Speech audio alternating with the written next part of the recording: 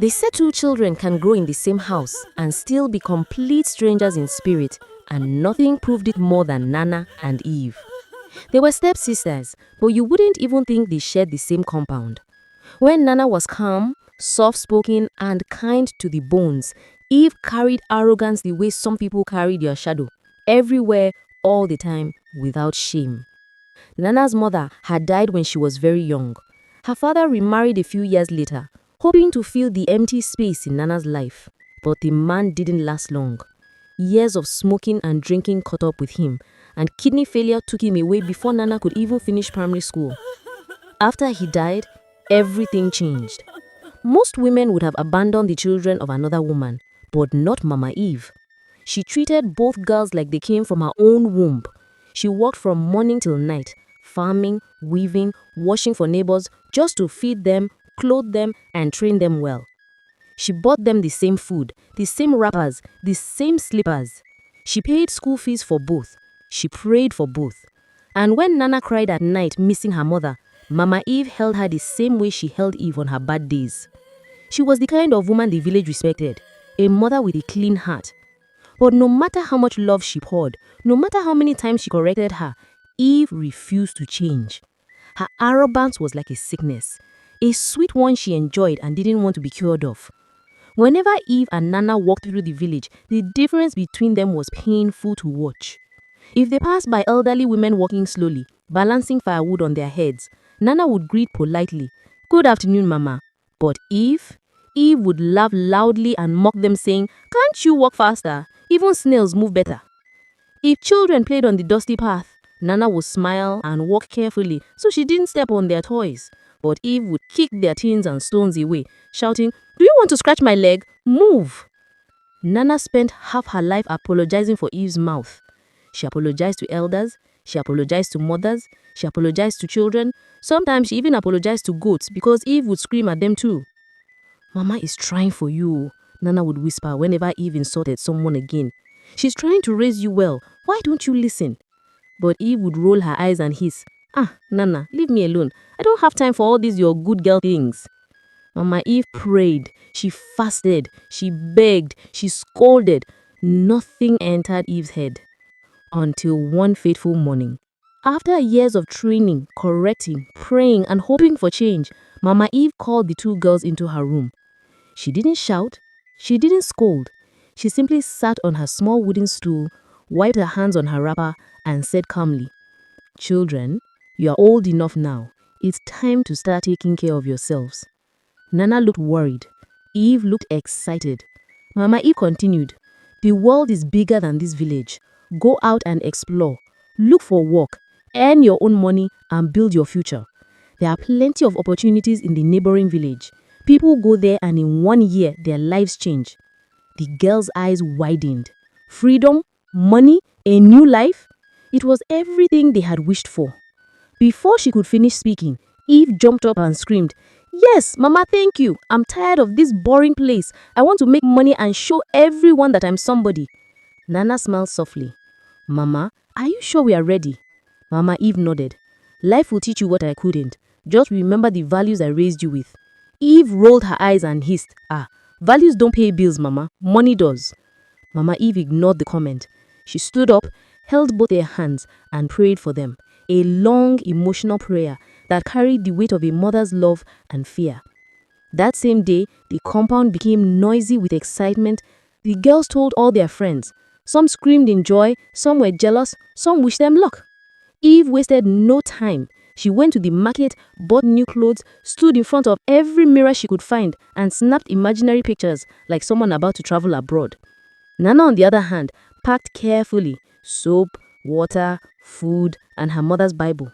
She braided her hair neatly. Mama Eve gathered them one last time. She said, "My daughters, you are my daughters. Make me proud. Don't forget who you are." They hugged her tightly. Even Eve, who rarely showed emotion, hugged her mother longer than usual. They didn't know it yet, but that journey would be the beginning of something far bigger and far darker than anything they ever expected. Then the two girls stepped onto the dusty road leading out of their home, laughing, excited, and dreaming of the great future ahead of them. their bags bouncing against their backs as they walked deeper into the forest path that led to the neighboring village. For hours, they trekked under the hot sun, their feet sinking into the red earth. They stopped to rest whenever their legs burned, ate roasted yam when hunger pinched their stomachs, and drank from clean flowing streams whenever thirst took over. Eve talked the entire time. "I swear, Nana," she said, tossing her braids behind her shoulder, "when I get my first paycheck, I will buy the most beautiful dress in that village. Then I'll attract the most handsome and richest man. You'll see." Nana laughed softly. "Eve, we haven't even gotten the job yet." "Ah, leave that one. I know money is waiting for me. I was born for enjoyment too." Nana just shook her head. She didn't argue. That was one thing about the sisters. Eve dreamt loudly, Nana dreamt quietly. They continued walking, deeper into the thick forest where the air was cooler and the birds sang melodies from faraway branches. Suddenly, they reached a place where the road split into two. One road curved sharply to the left, the other stretched to the right. The girls stopped. They stared. "Which one should we follow?" Nana asked. Eve shrugged. "Does it matter? All roads lead somewhere." "You know what, Nana, since you want to slow down, I'm choosing my own path."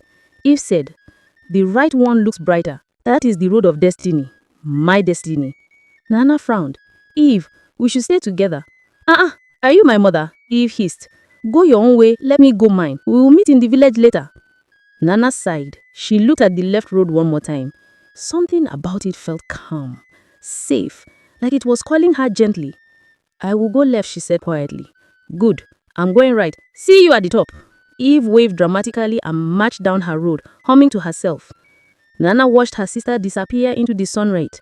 Then she turned to the left path and took her first step. And that was the very moment their destiny split like the road beneath their feet. And the choices they made that day would follow them for the rest of their lives. Their destinies had just begun. The two sisters walked for a long time down their separate paths, but somehow the forest eventually joined into one again and led them both into the same place, a large, noisy market in the neighboring village. The sun was beginning to set.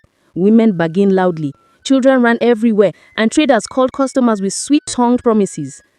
Right at the entrance of the market sat an old, frail woman.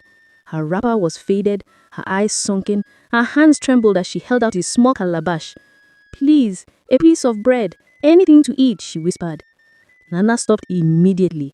Her heart squeezed painfully at the sight of the woman. Without a second thought, she opened her bag, brought out the last slice of bread she had been saving, and gave it to the old woman. She even knelt beside her and offered her water. The old woman ate slowly, tears forming in the corners of her eyes. "Bless you, my daughter," she whispered. "What is your name? You don't look like someone from this village." "My name is Nana," she replied softly. "I came here to look for work, but I don't even know where to stay tonight." The old woman wiped her mouth with the back of her hand and stared deeply at her. "Young girl, kindness is rare these days. You gave me your last food without thinking twice. Come with me. You will sleep in my home tonight. You are safe with me." Nana hesitated for a moment, then nodded. She followed the woman through the narrow village paths until they reached a small mud hut. Inside, the woman spread an old but clean mat and gave Nana a small bed in the corner. "Rest, my daughter," she said quietly. "Tomorrow will bring its own blessings." Nana thanked her and lay down, not knowing that her choice had already opened the door her destiny had been waiting for. Meanwhile, on the other side of the same market, Eve had just arrived. The same old man was still seated where she had been before, her calabash still stretched forward. "Please, a piece of bread, anything to eat." You? My bread? You're not even worthy of eating the crumbs. I'd rather feed a pig than waste food on you. The woman quietly withdrew her hand. Her eyes dimmed, but she said nothing. Eve strutted into the market with confidence, raising her voice. "Please, who is hiring? I need work. I'm strong. I'm smart. Who needs help?" But trader after trader shook their heads. "No space. We don't know you. We are not hiring. Come back in 1 month." Some didn't even look her way. By sunset, Eve's confidence had faded. Her legs ached. Her throat was dry. And for the first time, she realized she had nowhere to sleep. Fear wrapped around her like a cold cloth. She remembered her sister. She remembered the forest. She remembered the insults she threw at the old woman. As people began packing their goods and night crept into the market, Eve's heart pounded. She looked around desperately, and there the old woman was, slowly standing up to leave. "Mama, please," Eve whispered as she approached her. "Please, take me with you. I don't have anywhere to sleep. Forgive what I said earlier." The old woman looked at her for a long moment, too long, as if she was weighing her heart. Then she nodded. "Come," she said simply. Eve followed her quietly. The old one pointed to another bed beside the wall. "You will sleep here," she said. Eve dropped onto the bed without a word, exhausted. She had no idea that her earlier insult had already carved a mark on her destiny, and that both sisters, though in different places, were now in the care of the same old woman, someone far more powerful than she appeared. The next morning, Nana woke up before the sun touched the sky. She swept the compound, washed her face, and asked the old woman softly, "Mama, please, where is the stream? Let me fetch water for you." The woman pointed, and Nana hurried off. She fetched clean water, washed the old woman's clothes, cooked a simple meal, and made sure she ate and bathed before she left for the market. She even held her hand and walked her gently to the roadside. "Be safe, Mama," she said. Then she returned home, cleaned the hut, arranged the old woman's mats, and finally rested. When the woman came back that evening, she called Nana to sit beside her. "My daughter, you will not get a job in this village. Stay here with me. Work for me. I will pay you well." Nana blinked. "But, Mama, can you afford to pay me?" The woman smiled. "Don't worry about that. Just focus on your work and do not get distracted." Nana nodded and agreed, and so her job began. She worked with joy, fetching water, cooking, cleaning, laughing with the old woman at night as they sat beside the fire, telling stories. She planted a small garden beside the hut, growing bright flowers of every color. "These flowers are as beautiful as your heart, Nana," the old woman would say. Nana would smile, shy and innocent. Meanwhile, in the other hut, Eve's morning looked nothing like Nana's. After the old woman helped her the previous night, Eve slept deeply, so deeply that she didn't wake up even after the woman swept, bathed, and left for the market. By the time the woman returned, Eve was still lying on the bed, stretching lazily. She hadn't swept, she hadn't fetched water, she hadn't cooked, she hadn't done anything. The old woman called her gently. "My daughter, I want to employ you if you are willing." Eve burst out laughing loudly. "You? Employ me? With what money? Mama, please, don't make me laugh too much this early morning." But the woman only smiled patiently. "Do not worry about the money.